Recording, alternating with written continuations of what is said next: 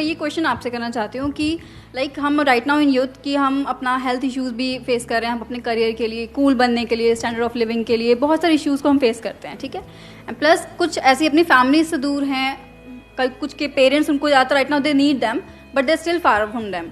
तो ये fear of missing on this thing कि कैसे रिलेट कर सकते हैं कि हमें नहीं पता when is the last day या फिर हमारे पेरेंट्स का कब लास्ट डे है।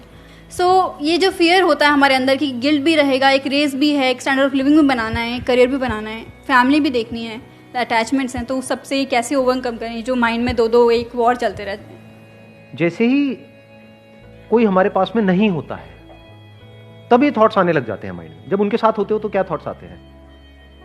जब होते हो, जहां से भी आप आए हो, मान लो कहीं किसी सिटी से आप यहाँ पे दिल्ली में आए हो, आई एम श्योर तभी ये क्वेश्चन पूछ रहे हो, राइट? यस। तो जब वहां पर थे तब क्या थॉट्स आते थे? निकलूं यहां से। सही कह रहा हूं, गलत कह रहा हूं? तो वहां से तो निकल लिए, अब यहां आ गए, अब क्या थॉट्स आ रहे हैं? वहां चला गया। ये माइंड की प्रॉब्लम है। माइंड हमेशा ऐसे ही काम करता है, सिर्फ आपका माइंड नहीं, मेरा माइंड नहीं, माइंड। फॉर एग्जाम्पल, आप में से किसी ने अपना कॉलेज चेंज किया, तो जब तक उस कॉलेज में थे रो रहे थे ये कितना घटिया कॉलेज है, ये है वो है। जैसे किसी दूसरे कॉलेज में गए, क्या हुआ? उसके माइनस पॉइंट दिखने लग गए और पुराने वाले के सारे प्लस पॉइंट याद आने लग गए कि अरे इससे बढ़िया तो वही था। जॉब में भी ऐसे ही होता है।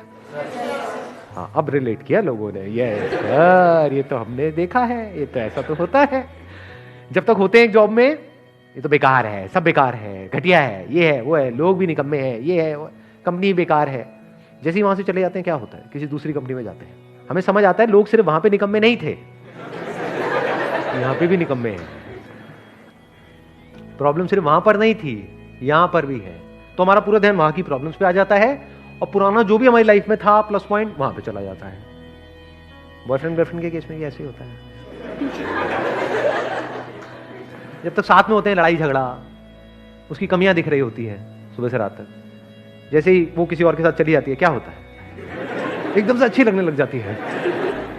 सही कह रहा हूं? सो अब इसका सोल्यूशन क्या है? You must understand it, you always have a switch.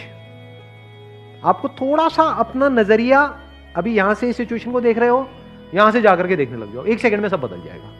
For example, इसी सिचुएशन की अगर हम बात करें कि भाई हम कभी भी हमारी डेथ हो सकती है, और सिर्फ हमारी नहीं, हमारे जो लव वंस हैं, मान लो हमारे पेरेंट्स हैं, उनकी भी डेथ हो सकती है। सच है, इसमें गलत क्या है?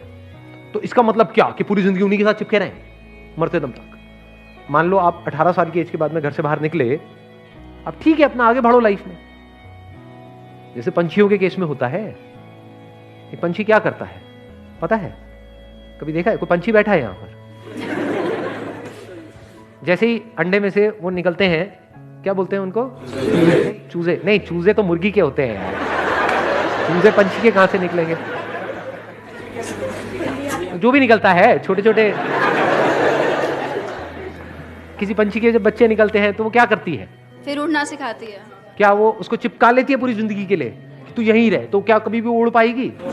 उसके जो बच्चे हैं वो कभी उड़ पाएंगे? तो क्या करती है? उनको लात मारती है। और कई बार क्या होता है, ऐसे में वो उड़ भी जाते हैं और कई बार नहीं भी उड़ पाते हैं, गिर करके मर जाते हैं, लेकिन वो लात जरूरी है।